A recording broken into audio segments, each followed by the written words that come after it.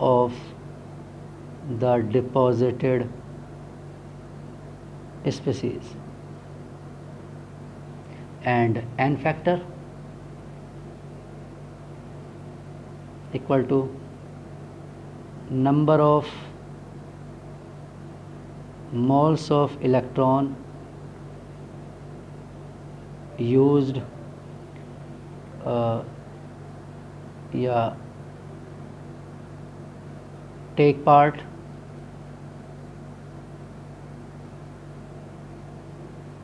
used या take part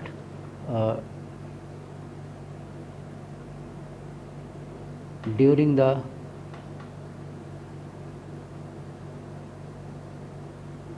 electrolysis or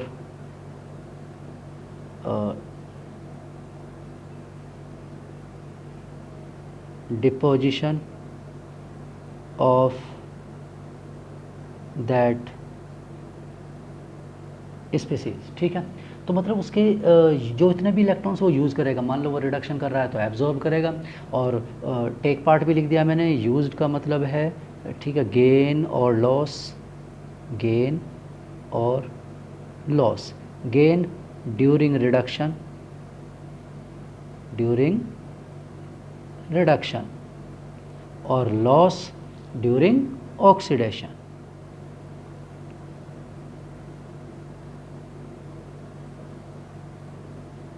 during oxidation, ठीक है। या अगर वो डिस्प्रोपोर्शनेशन रिएक्शन है तो फिर आप तो पूरा रिएक्शन ही सॉल्व करना पड़ेगा। रेडॉक्स इलेक्ट्रॉन्स यूज का मतलब टोटल रेडॉक्स इलेक्ट्रॉन्स भी हो सकता है। ठीक है, तो ये एन फैक्टर लिखना चाहें एन फैक्टर वर्ड लिखो, या फिर आप एम अपॉन क्या लिख सकते हो, वैलेंसी और नंबर ऑफ आयंस, या वही है number of electrons transferred per ion, number of electrons transferred per ion. ठीक है, आप इसे ऐसा भी लिख सकते हो। ठीक, यानी कि आप E equal to M upon number of electrons transferred per ion और स्पीसीज। ठीक है, एक आयन के लिए या एक स्पीसीज के लिए जितने भी इलेक्ट्रॉन्स ट्रांसफर्ड होते हैं आप इसे ऐसे भी लिख सकते हैं। ठीक, इस तरह से भी लिख सकते हैं। क्लियर, किसको, इक्विवेलेंट मास को। तो इस तरह से ये आप यूज़ करेंगे किसी का भी जो भी न्यूमेरिकल है या उसमें कंज्यूम उस सॉल्व करने में। ठीक,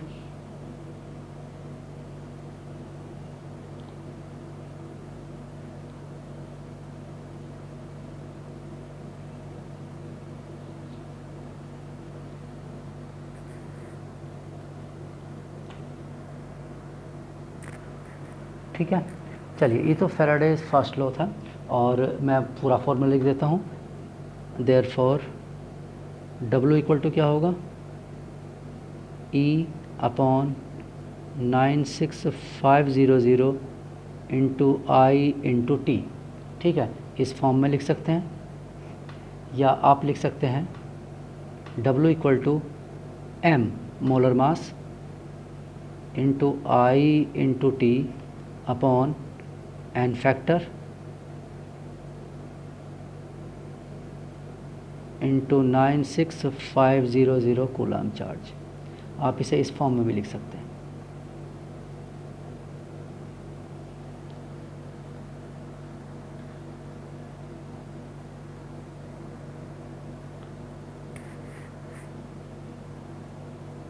ठीक है, चलिए, तो ये तो हुआ फैराडेज फर्स्ट लॉ। इसका यूज़ अभी हम उसमें न्यूमेरिकल लिख लेंगे। ठीक है, और उससे आपको ये क्लियर हो जाएगा सेकंड लॉ के बाद, और करंट एफिशिएंसी लिखने के बाद हम इसका यूज़ लिख लेंगे। ठीक, कि इसका क्या यूज़ है, एक न्यूमेरिकल सॉल्व कर लेंगे, क्लियर हो जाएगा। ये तो था फैराडेज फर्स्ट लॉ। अब हम बात करते हैं Faraday second law. Second law वैसे फर्स्ट लॉ का ही एक मॉडिफाइड वर्जन है और कुछ नहीं है।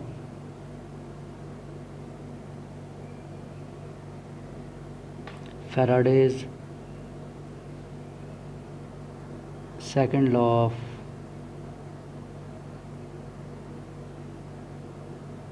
Electrolysis.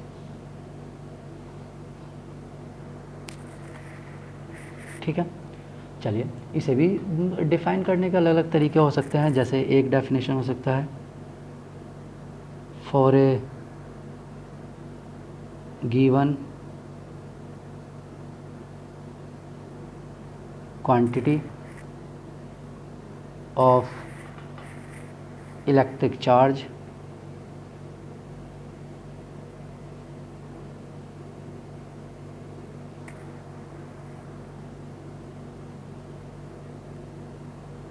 the mass of an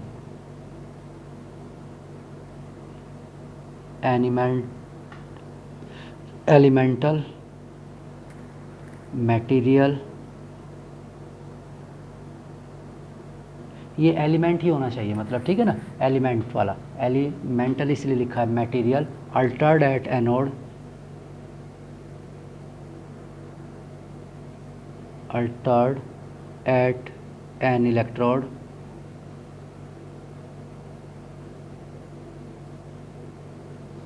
ठीक, is directly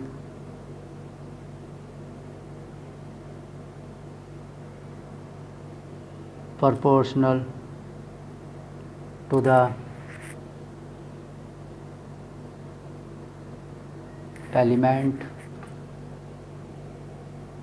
element's equivalent weight या equivalent mass या weight, ठीक है। ये तो इसकी डेफिनेशन है, ठीक है। और मतलब इसमें क्या है कि अगर आप एक given quantity of electric charge supply करते हैं तो किसी भी मतलब क्वांटिटी फिक्स कर देते हैं, चार्ज की क्वांटिटी फिक्स कर देते हैं, या आप ऐसे कह सकते हैं कि सीरीज़ में 2-3 सॉल्यूशन है और आपने उन सीरीज़ के सॉल्यूशंस में क्या किया है, इलेक्ट्रिक सेम करंट पास किया है, same current for same time, यानी कि इलेक्ट्रिक चार्ज की क्वांटिटी, इलेक्ट्रिसिटी की quantity Q charge equal quantity में पास किया है, तो उनका जो क्या होगा, डिपॉजिटेड अमाउंट होगा वो उनके इक्विवेलेंट मास से रिलेटेड होगा, ठीक है, related to their equivalent mass, ठीक। जैसे हम इसे फर्स्ट लॉ से भी ड्राइव कर सकते हैं, उसमें कोई प्रॉब्लम नहीं है, ठीक है। फर्स्ट लॉ के अकॉर्डिंग क्या है यहाँ पर, W इक्वल टू, अभी क्या लिखा था हमने, देखिए फर्स्ट लॉ में हमने लिखा था W equal to E upon 96500 I into T का मतलब Q, ठीक है। तो आप इसे लिख सकते हैं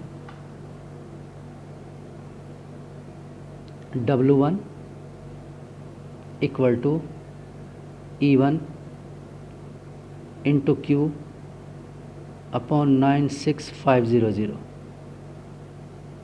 या Q1, ठीक है। और W2 equal to E2 Q2 upon 96500, ठीक है। If Q1 equal to Q2 then W1 upon W2 will be equal to E1 upon E2, ठीक है। W1, और जैसे ये W1 by W2 equal to E1 by E2 है, तो next time और भी किसी के साथ रिलेशन बनता है, ठीक है। तो इसका मतलब है कि आप, जैसे हमने इक्वल चार्ज पास किया है टू डिफरेंट सॉल्यूशंस में, तो उनके मास का रेशो उनके इक्विवेलेंट मास के रेशो के क्या होगा, equal, their deposited mass ratio will be equal to their equivalent mass ratio, ठीक है। जैसे लिख सकते हैं, अगर आप इसे डेफिनेशन में लिखना चाहें तो डेफिनेशन में लिख सकते हैं, if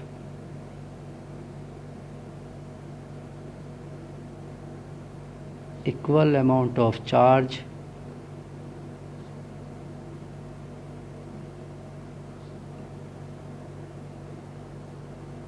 passed through the two or more than two solutions, then the mass ratio of their deposited species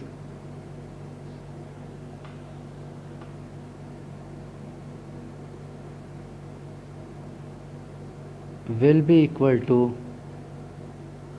their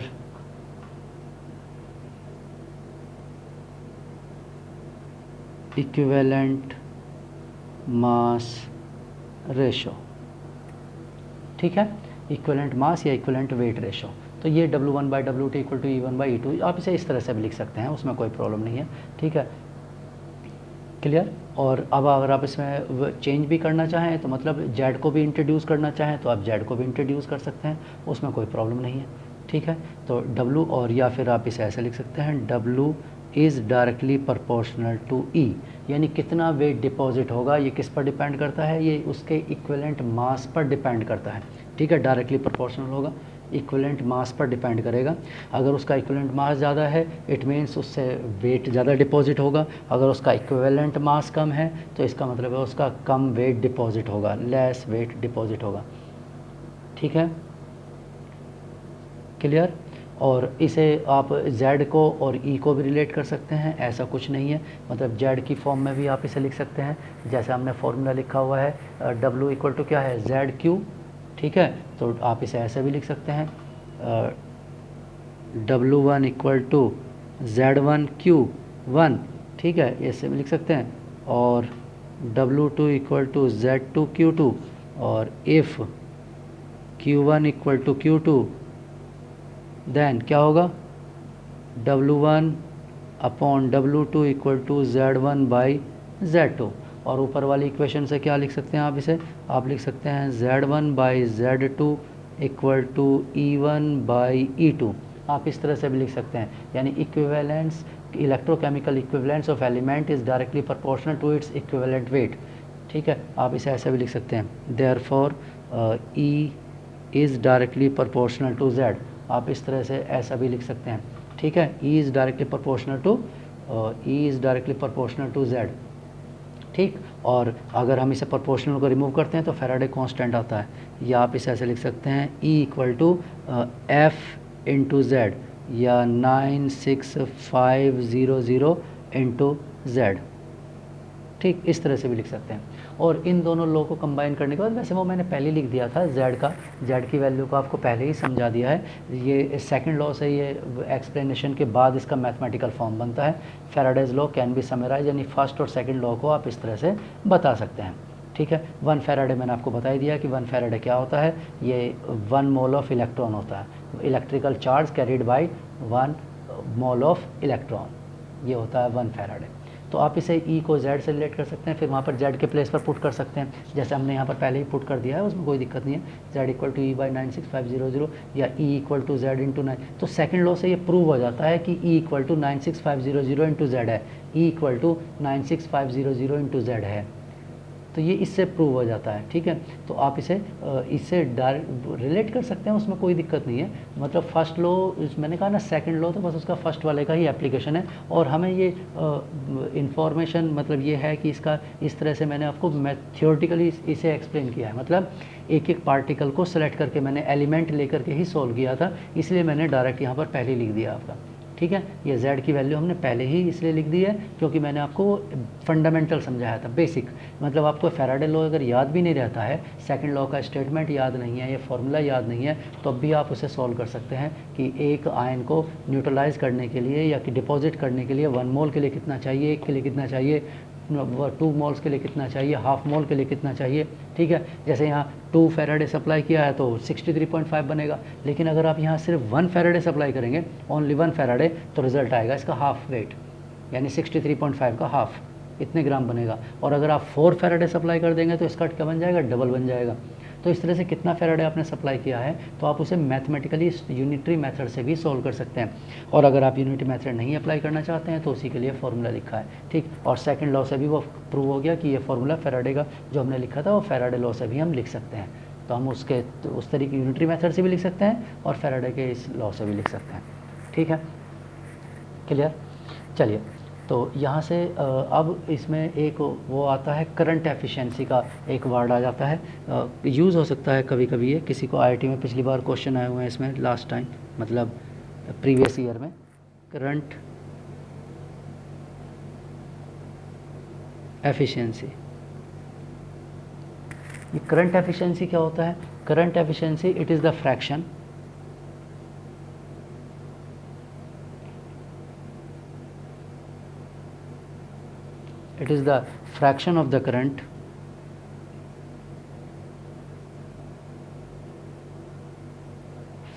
of the current that is virtually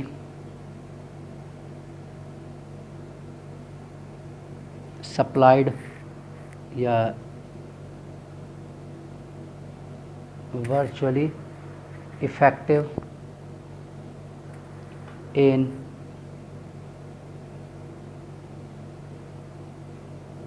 electrolysis of solution। ठीक है, मतलब फ्रैक्शन है टोटल करंट का, total जो भी current है उसका fraction होता है जो वर्चुअली इफेक्टिव होता है, मतलब जितना सप्लाई किया है। तो करंट एफिशिएंसी को मैथमेटिकली भी लिख लेते हैं, current efficiency equal to, current efficiency क्या है? यूज्ड और सप्लाइड, यूज्ड या रिक्वायर्ड या effective current,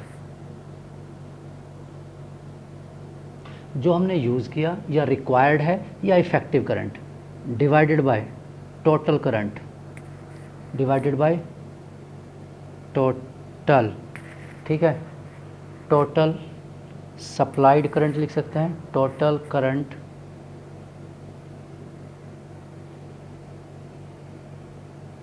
passed through the solution,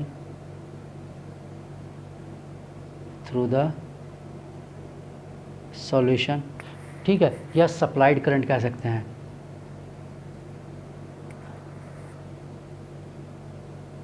supplied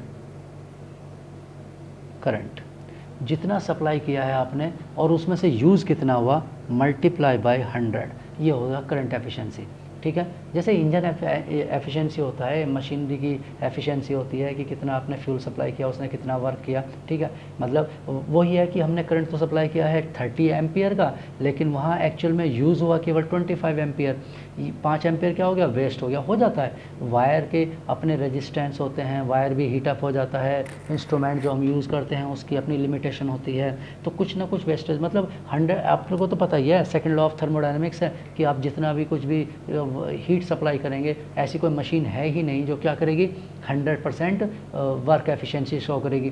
ठीक है, कुछ ना कुछ वेस्टेज तो होना ही है। ठीक, तो अगर करंट एफिशिएंसी करंट कैलकुलेट करने के लिए कहा है तो ठीक है, कैलकुलेट करिए, लेकिन अगर वो करंट एफिशिएंसी के बारे में डिस्कशन नहीं है कुछ भी, इट मीन्स हम क्या करेंगे, एज्यूम करेंगे कि जितना भी करंट सप्लाई किया है इट इज़ कम्प्लीटली यूज्ड।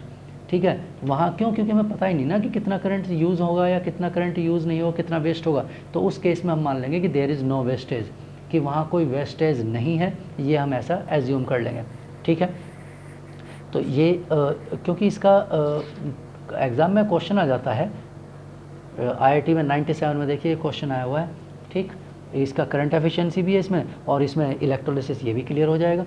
ठीक है, चलिए तो क्वेश्चन लिख लेते हैं। ठीक, क्या है,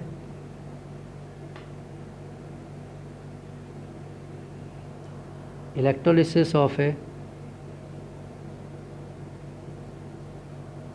solution of MnSO4,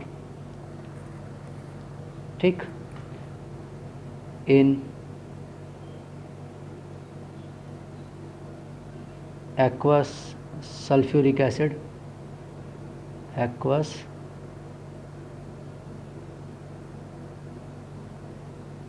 sulfuric acid is a method for the preparation of MnO2 as per equation reaction given है Mn2 positive aqueous plus 2H2O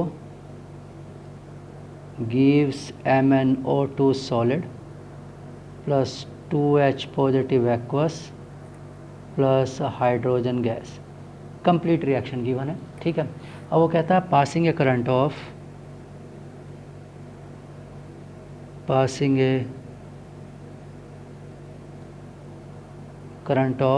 27 ampere for 24 hours gives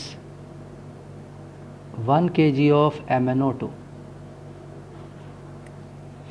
अब देखिए इसमें क्वेश्चन में ही पूछा गया है what is the value of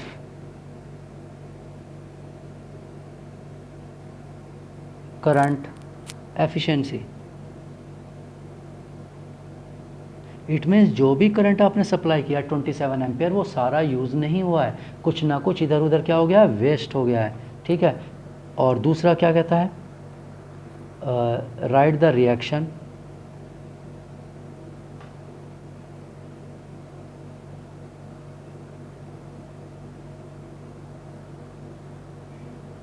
taking place at the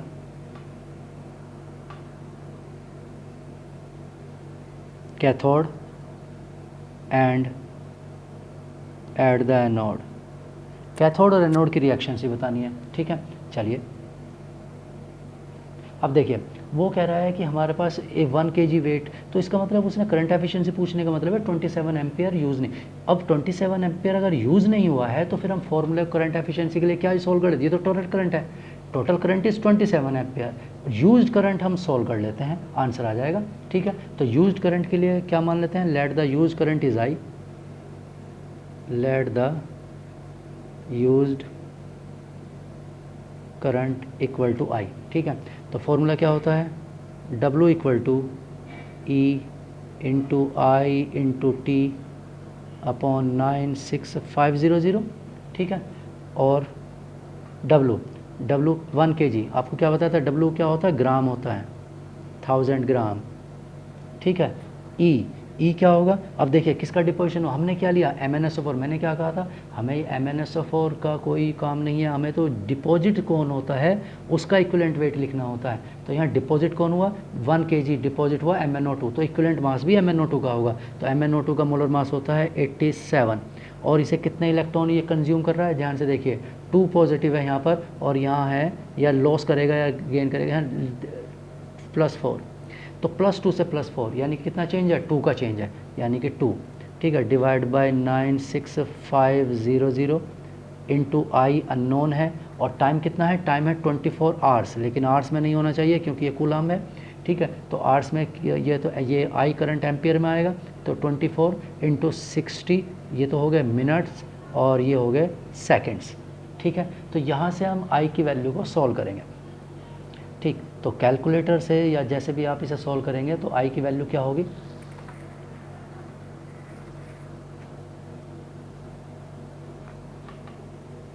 I equal to आता है 25.67 ampere, it is the used current, used, ठीक है। अब हम बात करते हैं current efficiency, current efficiency,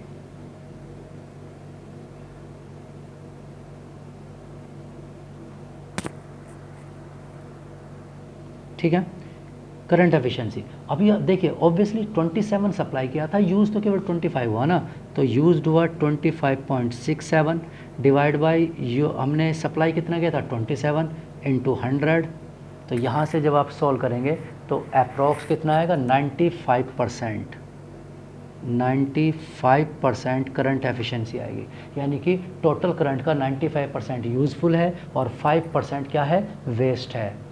clear, इस तरह से तो ये करंट एफिशिएंसी का है। तो हमने ये भी चेक कर लिया कि हमने किसका मोलर मास हमें किसका लेना था। देखो स्टार्टिंग में MnSO4 लिया है, तो क्या मोलर मास ऑफ MnSO4 लेना, नहीं, molar mass of MnO2, manganese होता है कितना 57, मैग्नीज 55, Mn होता है 55 और ऑक्सीजन होता है 16, तो 55 प्लस 32 कितना हुआ, 87। तो हमने MnO2 लिखा, क्यों? क्योंकि जिसका वेट डिपॉजिट हो रहा है उसी का इक्विवेलेंट मास लिखना है। इससे कोई मतलब नहीं होता कि लिया क्या था या प्रेजेंट क्या है, नहीं नहीं, जिसका डिपोजिशन होगा उसी का इक्विवेलेंट मास लेंगे, ये ध्यान रखना, गलती यहाँ पर होती है। ठीक है, तो यूज्ड मतलब जो भी डिपॉजिट है, डिपॉजिटेड स्पीसीज़ का ही इक्विवेलेंट मास, डिपॉजिट का ही मोलर मास, डिपॉजिट वाले का ही अनफेक्टेड, डिपॉजिट वाले का ही वेट, सब कुछ सेम होना चाहिए। ठीक है, और यहाँ से कितने इलेक्ट्रॉन्स पार्टिसिपेट कर रहे हैं वो ऑक्सीडेशन नंबर से आ जाएगा। ठीक है, और उसके बाद यहाँ लिख दीजिए, और टाइम तो आपको पता ही है सेकंड में होना चाहिए, तो इस तरह से करंट एफिशिएंसी आ जाएगी। अब कैथोड एनोड पर क्या रिएक्शन होगा वो तो ऑब्वियसली पता ही है हमें। एनोड पर कौन क्या होता है, ऑक्सीडेशन, तो एनोड पर क्या होगा, Mn2 पॉजिटिव से क्या बनेगा, Mn4 पॉजिटिव बनेगा, या MnO2 लिख लो, by the loss of 2 electron. और कैथोड पर रिडक्शन होता है। ठीक है, रिडक्शन कौन करेगा कैथोड पर, H पॉजिटिव, क्योंकि सल्फ्यूरिक एसिड है, H positive gain 2 electron gives hydrogen gas, तो ये कैथोड का रिएक्शन हो गया। ठीक है, तो इस तरह से एनोड और कैथोड का क्या हो जाता है, रिएक्शन कंप्लीट हो जाता है। ठीक है, तो इस तरह से ये इसका यूज़ है फैराडे फर्स्ट लॉ और फैराडे सेकंड लॉ का। ठीक है, और भी न्यूमेरिकल होंगे इसके फैराडे को, ठीक है, वो सॉल्व करिए, कोई प्रॉब्लम नहीं है उसमें। ठीक है, नॉर्मेलिटी या किसी से भी कुछ भी रिलेटेड हो, मोलरिटी वगैरह से, तो वो यही है फॉर्मूला, और कोई फार्मूला नहीं है। आप इसे फार्मूला यूज़ नहीं करना चाहते तो स्टेप बाय स्टेप जैसा बताया यूनिटरी मेथड को यूज़ करके आप सॉल्व कर सकते हैं। ठीक है, इसके बाद हम फैराडे लॉ के बाद बात करते हैं कंडक्टेंस ऑफ द सॉल्यूशन। ठीक है, सॉल्यूशन के कंडक्टेंस की बात करते हैं, कंडक्टेंस ऑफ सॉल्यूशन, और उसके बारे में पढ़ते हैं क्या है।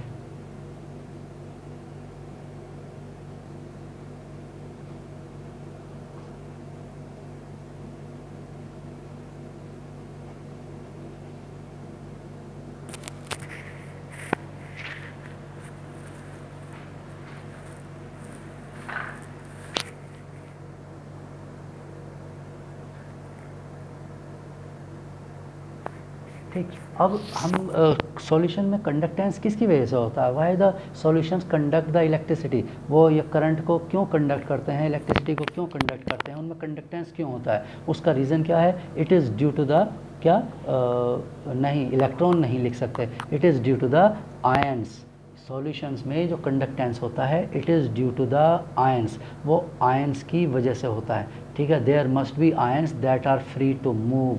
ठीक है, for the conductance of solution, for the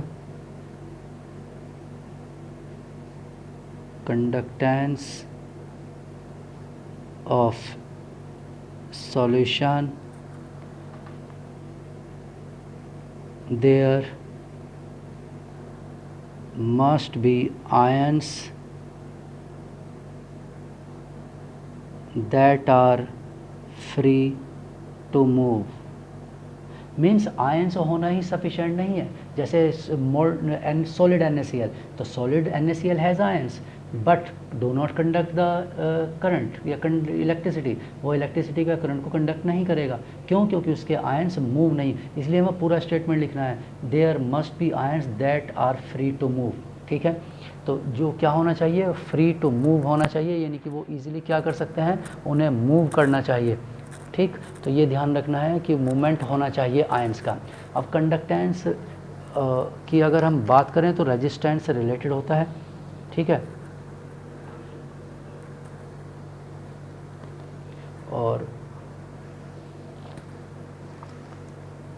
वो हम देख लेते हैं। ठीक है, तो ओम्स लॉ मतलब कंडक्ट रेजिस्टेंस वगैरह का वो भी इसमें इंट्रोड्यूस होगा। ठीक, और conductance factors which affect the conductance वो भी होगा। ठीक, उसके बाद मोलर कंडक्टेंस, इक्विवेलेंट कंडक्टेंस, ये सब आएगा। ठीक है, तो हम बात कर रहे हैं एक्वस इलेक्ट्रोलिटिक की। एक्वस क्योंकि मेनली सॉल्वेंट वाटर ही होता है ज़्यादातर केसेस में, इसलिए हम उसी की बात कर रहे हैं। ठीक है, aqueous electrolytic solution,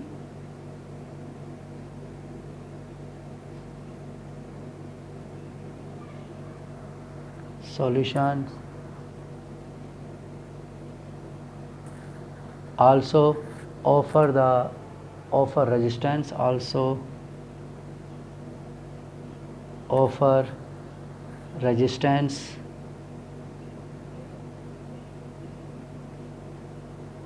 like metallic wires, metallic wires, जैसे मेटेलिक वायर में रेजिस्टेंस होता है ऐसा ही रेजिस्टेंस किस में होता है, इसमें भी होता है, ठीक है, सॉल्यूशंस में भी ऐसे ही होता है। टू द वायर्स जो क्या करते हैं, to the flow of current, to the flow of current, ठीक है, एंड ओबे ओम्स लॉ। यानी कि ये भी उसी तरह से जैसे वायर में होता है वैसे ही ये भी फॉलो करते हैं, इसमें कुछ नया नहीं है, ठीक है। तो ओम्स लॉ तो आपको पता ही होगा, फिजिक्स में पढ़ा होगा, ठीक है।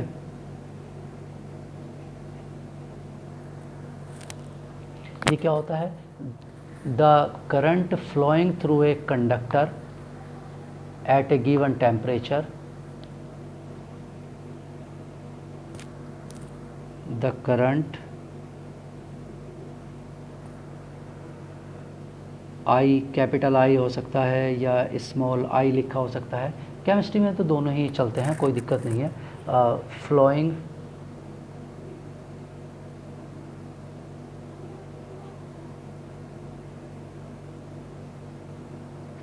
Through a conductor at a given temperature, at a given temperature is proportional, is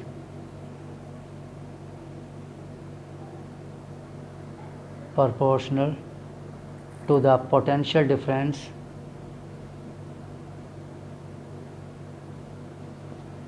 to the potential difference,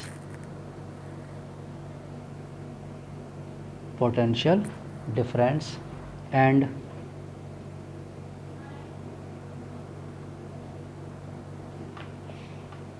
inversely proportional to the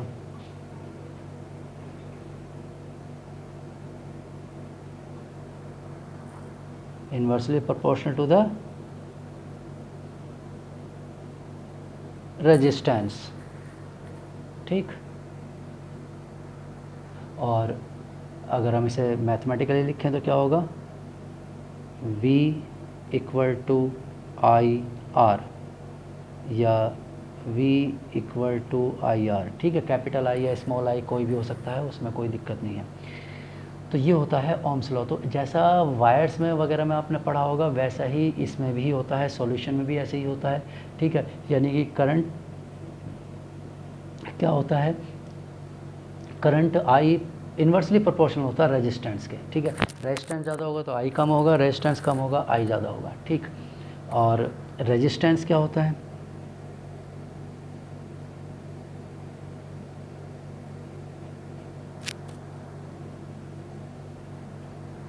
resistance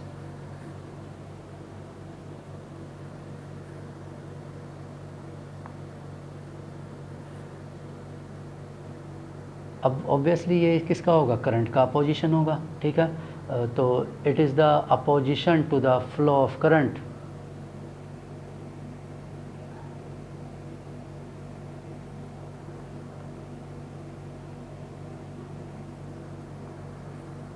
opposition to the flow of current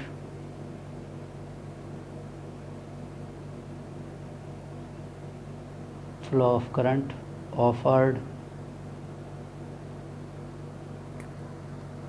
by the electrolytic, offered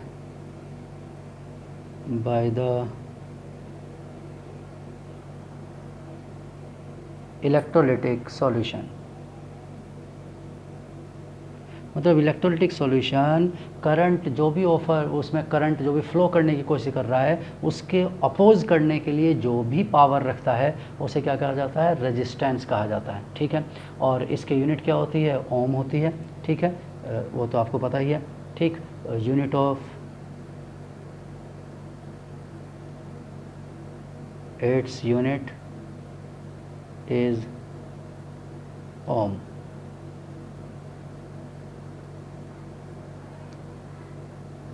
ठीक है, इस तरह का symbol लिखा जाता है। Clear? और ये किस पर डिपेंड करता है, आर की वैल्यू किस पर डिपेंड करती है, एल और ए, ठीक है, ये इस पर डिपेंड करता है रेजिस्टेंस, लेंथ और क्रॉस सेक्शन एरिया। ठीक, तो ये करंट लिख लेते हैं हम, ठीक है, आर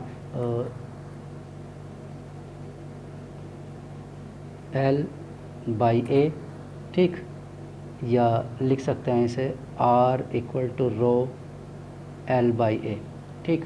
और एल क्या है वो आपको पता ही है, where L is the distance between the L is the distance between the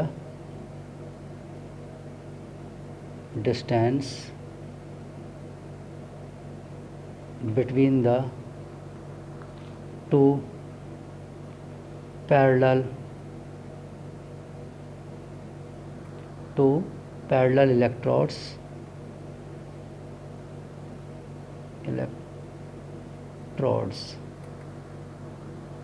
ठीक है, of the cell,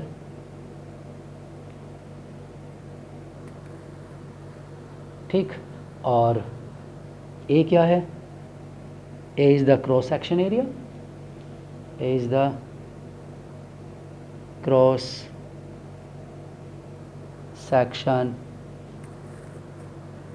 area of cross section, area of cross section of